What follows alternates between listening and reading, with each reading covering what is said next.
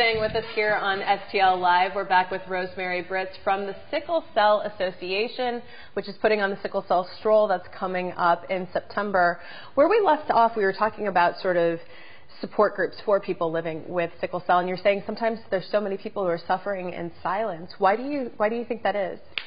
It really has to do with the stigma related to sickle cell, and that they're seen it possibly as drug seekers, things like that, and so they just simply don't tell anyone that they have sickle cell disease, and so they'll just try to suffer through it, seeing their doctors, maybe being in the hospital, and don't want to tell anyone. I had someone to say that as a child they were called the yellow-eyed monster and things like this, and didn't really want to explain why their eyes were yellow, and it had to do with sickle cell. But as we know, kids will ask a lot of questions and things. Well, why were you away? And my mom said, maybe I shouldn't hang around with you because you've been out of school for a while. I don't know why you know, what you were in the hospital for. So they tend to just kind of keep it silent and don't say much about it. Do you find that children suffer probably emotionally more greatly than the adults do, or what's the difference when you see that in terms of both living with sickle cell but how they deal with their disease? Right. Well, the adults tend to start to try to figure out ways to cope with it. Children, it takes them a little longer, and I would say that they all need to seek some type of counseling or have someone close to them to talk to. In our support groups, I encourage the individuals to create their own support system. So some don't have that family system to be able to be that support. So it could be someone from church group or someone even in your apartment complex, but that they create their own support system and letting them know what it is that they're going through. And sometimes I'm going to be hospitalized. I may need you to check on my dog, or just pray for me, or come by and say, hey, how are you doing, that kind of thing. So that's something that's very important, is just having that support system. You mentioned, earlier too, that some of the pain that comes along with it, but again, talk about some of the symptoms. Again, you said children might be teased because of the physical appearance that results of it, but what are some other things that people are living with? Sure. So the pain has been described in all kinds of different ways. I had someone to explain the pain as a severe Charlie horse, and multiplied by 10. And, you feel that throbbing and aching of the Charlie horse, and it just won't go away. You can't rub it out. You can't walk it away. But then you take a bat and put nails in it with the pointy ends sticking out. And every time your heart beats, you're feeling the pulsing of this Charlie horse and someone hitting you with this bat.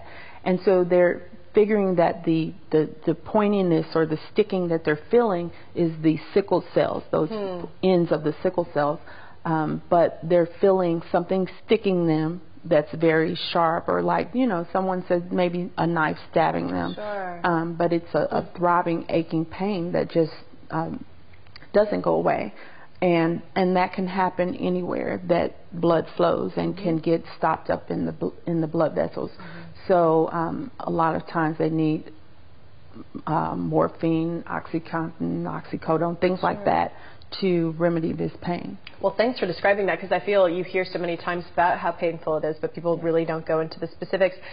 To kind of go from that, what is really where we're at with treatment and with research? I would have to imagine that things have advanced over the years, but where kind of currently is research to help get rid of this? Sure. So hydroxyurea is one of the medications now that's being really ramped up as far as a treatment. It was previously used as a chemotherapy drug for individuals with cancer, but then they found that this can be used for individuals with sickle cell. So it's going to lower the amount of sickled cells that they have and the number of pain crises that they have.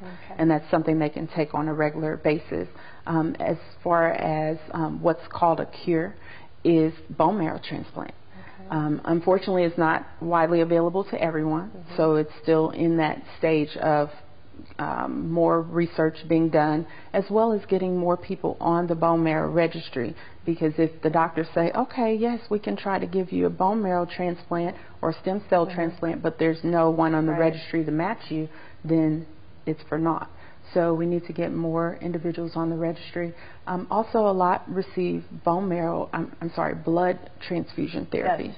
And so we need more individuals donating blood on a regular basis. Well, I think people can head to your website for that more information. I mean, that's been that you're so informative about that. It's sicklecellstroll.com. From there, they can get links to Sickle Cell Association. Yes. But find out information. I think you described that so perfectly. You can head to the Sickle Cell Stroll, participate. It's open to the public. It's again Saturday, September 12th at 9 a.m. If you know someone who has sickle cell, or you yourself watching at home do have it, please look up the Sickle Cell Association, contact them. They've got great programs to help support you, and you can have more information again at their website.